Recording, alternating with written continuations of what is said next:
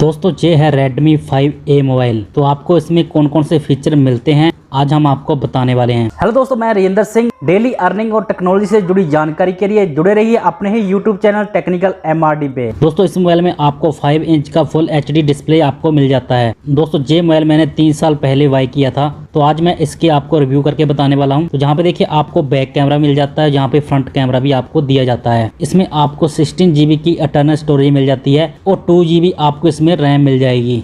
Android version आपको जहाँ पे 8 मिल जाएगा। दोस्तों अभी भी ये मोबाइल है बहुत अच्छे तरीके से काम कर रहा है। आज से मैंने 3 साल पहले ये बाय किया था। दोस्तों ऐसे ही वीडियो देखने के लिए टेक्निकल MRD यूट्यूब चैनल को सब्सक्राइब कीजिए।